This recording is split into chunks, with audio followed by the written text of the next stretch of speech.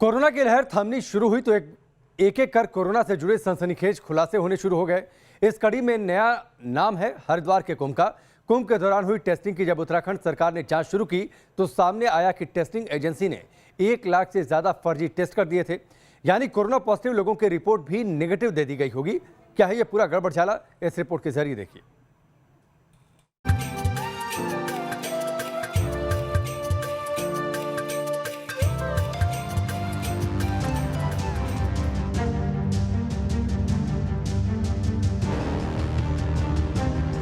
हरिद्वार कुंभ में corona testing के नाम पर करोड़ों का घोटाला। टेस्टिंग में फर्जीवाड़े से सुपर स्प्रेडर बने कोरोना संक्रमित। जब देश में कोरोना की दूसरी लहर चरम पर थी, तब हरिद्वार में कुंभ का आयोजन चल रहा था। उत्तराखंड सरकार ने कोरोना संकट को देखते हुए सख्त गाइडलाइंस के तहत इस महाआयोजन को कराने की अनुमति दी थी। शर्त थी कि कुंभ मेले में शामिल होने के लिए आने वाले श्रद्धालुओं को बिना नेगेटिव कोरोना टेस्ट रिपोर्ट के एंट्री नहीं मिलेगी। सरकार की ओर से कोरोना टेस्ट के लिए रेट भी तय किए गए थे। कुंभ में एंटीजन टेस्ट के लिए 350 रुपए की रेट तय की गई थी। ऐसे में कुंभ में आए करीब 50 लाख लोगों के लिए ये रकम 175 करोड़ रुपए हो जाती है और मुनाफाखोरों की नजर इसी 175 करोड़ रुपए पर थी। उत्तराखंड के हेल्थ डिपार्टमेंट की अब तक की जांच में पता चला है कि कुंभ मेले में 1 लाख कोरोना रिपोर्ट फर्जी थे। हरिद्वार कुंभ के दौरान श्रद्धालुओं के आरटीपीसीआर टेस्ट में बड़ा फर्जीवाड़ा सामने आ रहा है। बड़े पैमाने पर फर्जी रिपोर्ट का खुलासा हुआ है। 1 लाख के करीब फर्जी रिपोर्ट इस दौरान दी गई हैं, क्योंकि कोविड की नेगेटिव रिपोर्ट के बाद ही आप प्रवेश कर सकते थे। और इस दौरान ये बताया जा रहा है कि बड़े पैमाने पर ऐसे लोग जिन्होंने टेस्ट नहीं कराए उनके भी रिपोर्ट जारी कर दी गई। और कई ऐसे लोग हैं जो हरिद्वार कुंभ में आए ही नहीं थे और उनको कुंभ में आने का मैसेज तक मिला। अब इस मामले में स्वास्थ्य सचिव अमित नेगी ने जांच बैठाई है। हरिद्वार डीएम सी रविशंकर को ये कहा गया है कि वो 15 दिन के भीतर इस पूरे मामले की जांच सामने लाएं।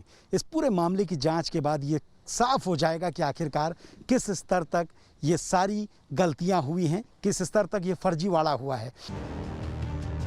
कुंभ के दौरान कोरोना टेस्टिंग को लेकर स्वास्थ्य विभाग की जांच में पता चला है कि एक प्राइवेट एजेंसी ने 1 लाख जाली कोविड नेगेटिव सर्टिफिकेट जारी किए। इस फर्जीवाड़े को कैसे अंजाम दिया गया, अब ये समझिए। एक एंटीजन टेस्ट किट में एक यूनिक नंबर होता है, मतलब इसका इस्तेमाल सिर्फ एक बार के लिए ही किया जा सकता है। लेकिन एक एंटीजन टेस्ट किट के जरिए 700 लोगों के सैंपल की जांच की गई।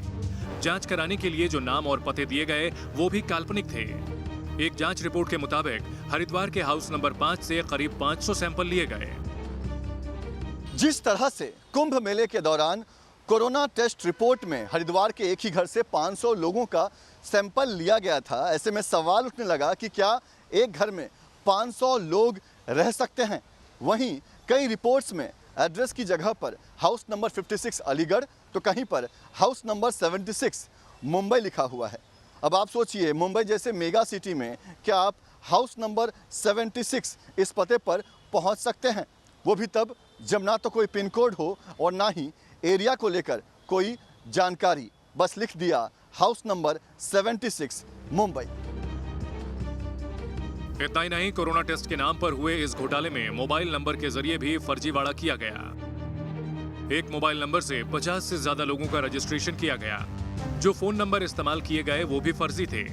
जांच में सामने आया है कि कानपुर, मुंबई, अहमदाबाद समेत 18 दूसरे जगहों के लिए एक ही मोबाइल नंबर का इस्तेमाल किया गया। जांच में पाया गया कि एजेंसी ने सैंपल कलेक्ट करने के लिए जिन लोगों को रखा था उनमें 200 राजस्थान के थे।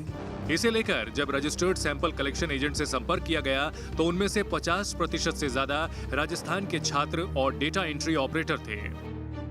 हरिद्वार कुंभ में कोरोना जांच के नाम पर हुए फर्जीवाड़े की जांच में बड़ा खुलासा हुआ है। एक सैंपल कलेक्शन एजेंट राजस्थान के हनुमानगढ़ का रहने वाला है और सरकारी स्किल डेवलपमेंट सेंटर में ट्रेनिंग ले रहा है। उससे जब बात हुई तो उसने बताया कि वो कभी कुंभ मेले में शामिल हुआ ही नहीं है। जाहिर है, मुनाफाखोरों ने कुंभ जैसे मेले में पुण्य कमाने की जगह महापाप किया। करोड़ों के चक्कर में वो ये भूल गए कि उनकी इस लापरवाही से लाखों लोगों की जिंदगी संकट में पड़ सकती थी।